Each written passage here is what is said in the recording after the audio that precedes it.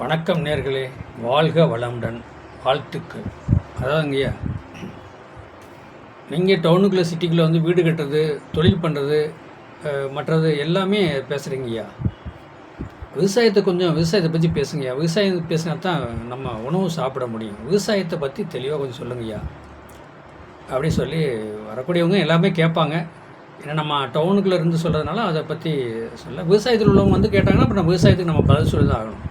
விவசாயத்தை வந்து இல்லைன்னு சொல்ல முடியாது. எந்த தொழிலுக்குமே இந்த உலகத்தில் எத்தனை தொழில் இருக்கோ, எத்தனை தொழில் மூவ்மெண்ட் ஆகுதோ, அதுக்கு தகுந்த மாதிரி அவங்க சாதகத்தில் பார்த்துட்டு அவங்க சாதகத்தில் இது இவங்க செய்ய முடியுமா முடியாதாங்கிறத நம்ம தெளிவாக சொல்லிடலாம். அதில் எந்த ஒரு மாற்றம் கிடையாது. அப்படின்னா விவசாயத்தில் வந்து செய்ய முடியுமா அப்படிங்கிற ஒரு கேள்வி. அவங்க விவசாயம் பண்ணி நாங்கள் செய்ய முடியுமா அப்படிங்கிற ஒரு கணக்கு.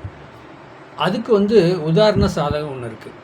விவசாயத்தில் செய்யணும், விவசாயம் பண்ணி அதில் கொஞ்சமாவது அவங்க செய்ச்சு வரணும். சும்மா ஏன்னா தானான்னு சொன்னால், இப்போ விவசாயம் பண்ணுறாங்க, அது முட்டுவலிங்கிறது நிறைய போடுறாங்க, உரம் ஊரியா அது இதுன்னு போட்டு. இப்போ மாடு வளர்ப்பு, கோழி வளர்ப்பு, இப்போ மாட்டு பண்ணை வச்சுக்கிறாங்க, இப்போ வந்து கோழி பண்ணை இந்த மாதிரிலாம் வச்சுன்னா அது வந்து அதுக்கு தகுந்த மாதிரி வந்து அவங்க செலவழித்து தான் வந்து அதை எடுக்க முடியும். விவசாயத்துலேயே அதே மாதிரி தான் அந்த மாதிரி. அப்போ விவசாயம் யாருக்கு செய்யும்? எந்த சாதகாரங்களுக்கு விவசாயம் செய்யும்? எந்த சாதகாரர்களும் சாஃப்ட்வேர், எந்த சாதகம் பண்ணவங்களுக்கு டாக்டரு, மெடிக்கல் சம்மந்தப்பட்டது, எந்த துறையில் போவாங்க? அப்போ சம்பளத்துக்கு போவாங்களா, சொந்தமாக செய்வாங்களா, இல்லை விவசாயம் பண்ணுவாங்களா? இப்போ இதெல்லாம் வந்து இந்த மக்கள் இடையில கேள்வி நிறையா வந்து. விவசாயம் அப்படின்னு சொல்லி பார்த்தாலே ஒரு உதாரண சாதகத்தை நான் எடுத்து சொல்கிறேங்க. மகர லக்கணம் லக்கணாதிபதி சனி வந்து 2ஆம் இடத்துக்கு உட்காந்துருக்கு. சனி என்ன சாரம்? ராகு சாரம். இது மகர லக்கணத்துக்கு அதாவது மகர லக்கணம், கும்ப லக்கணம், அதாவது கடகம். அப்போ கடகம் ராசி, கடகத்தில் வந்து சந்திரபவனம் உச்சம் ஆகிருக்கணும். அப்போ அதாவது கடகத்தில் ஆட்சி பெற்றிருக்கணும், உச்சம் ஆகிருக்கணும். இப்போ அதுக்கு 11ஆம் இடத்துல உச்சம். அப்போ மகரத்தில் வந்து 5ஆம் இடத்துல வந்து உச்சம். இப்படி இந்த மாதிரி சந்திரன் சனி இன்பலானா விவசாயம் சம்மந்தப்பட்டதில் அவங்க செய்ச்சு விளங்குவாங்க. ஒரு தனிப்பட்ட நபருடைய சாதகத்தில் விவசாயம் இப்போ நான் சொல்கிற மாதிரி சாதகம் இருந்தால் அவர் கண்டிப்பாக துணிஞ்சு விவசாயம் வாங்கலாங்க, விவசாயத்தில் இறங்கலாம். கேட்குற கேள்வி அப்படி தானேங்க. ஏங்க நான் தொழில் பண்ணுறவங்க வந்து விவசாயத்தில் வருதுன்னா கொஞ்சம் சிரமப்படுவாங்க. வெயில் காலத்தில் வந்து ஒன்றும் பண்ண முடியாது. விவசாயம் பண்ணுறவங்களே பண்ணிகிட்டு இருந்தவங்களே கொஞ்சம் இடையில விட்டுட்டாங்க, மறுபடியும் விவசாயம் பண்ணணும்னா எதவே சொந்தமாக பண்ணலாமா, இல்லை வேறு இடத்துலாவது குத்தகைக்கு குடிச்சு நான் அப்படியே விவசாயம் பண்ணலாமா, இல்லை வேறு ஏரியாவில் போய் நான் இடம் நிலம் வாங்கி விவசாயம் பண்ணலாமா அப்படிங்கிறது அவங்களுடைய கேள்வி. அப்போ மகர லக்கணத்துக்கு 7ஆம்னு சொல்லக்கூடாது சந்திர பகவான். அப்போ மகர லக்கணத்துக்கு 7ஆம் இடம் சந்திரனம். அப்போ மகரமும் நீர்க்கிரகம் தான், கடகமும் நீர்க்கிரகம் தான். அப்போ விவசாயம் சம்மந்தப்பட்டது அந்த மாதிரி இருக்குது பாருங்கள். அப்போ இந்த நீர்க்கிரகம்னு சொல்ல போயிட்டாலே அந்த மீன லக்கணம் அப்படி சொல்லக்கூடாது. மீன ராசினா அது கடல் நீருங்க. கடக லக்கணம் கடக ராசினால அது வந்து ஆற்று நீர்னு சொல்லுவாங்க. இப்போ காவேரியார், கங்கை, யமுனை, காவேரி, இப்படி ஆற்று நீர் அப்படி சொல்லக்கூடாது அந்த கடகம்.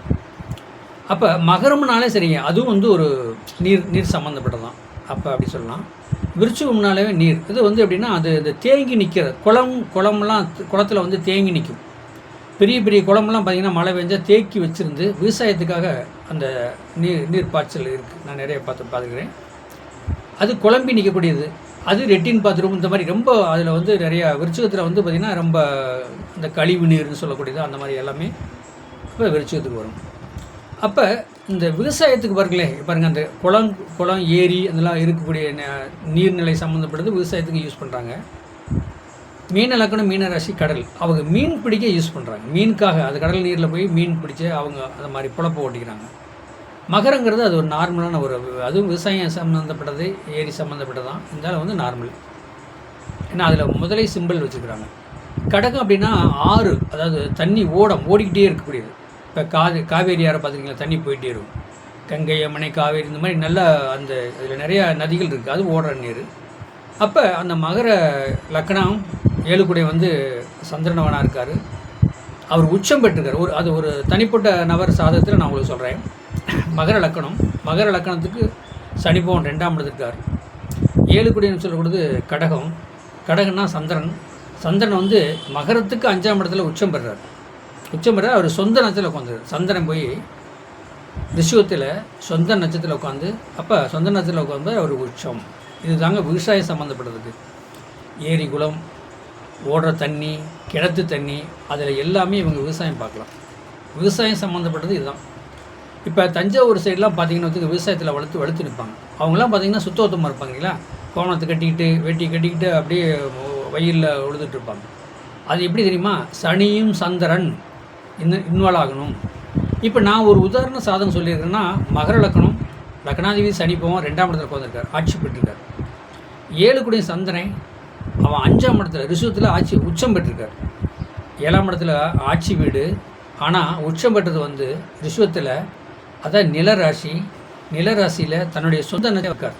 அப்போ அந்த மாதிரி இருக்கும்போது அது வந்து என்னென்னா இதுலேயுமே ஒரு நன்மை அளிக்கும் அப்படின்னு சொல்லிட்டு போகலாம். நம்ம அதை இந்த விவசாயம் சம்மந்தப்பட்டது இதுதாங்க. இந்த விவசாயம் சம்மந்தப்பட்டதை நீங்கள் அதாவது சந்திரன், சனி பகவான் எல்லாமே ஒரு ஆதிக்க பவரில் இருக்கும்போது விவசாயம் சம்மந்தப்பட்டது உங்களுக்கு செய்யக்கூடிய வாய்ப்பு நிறையா இருக்குது. விவசாயம் சார்ந்த மக்களுக்கு அனைவருக்கும் நன்றி, வணக்கம்.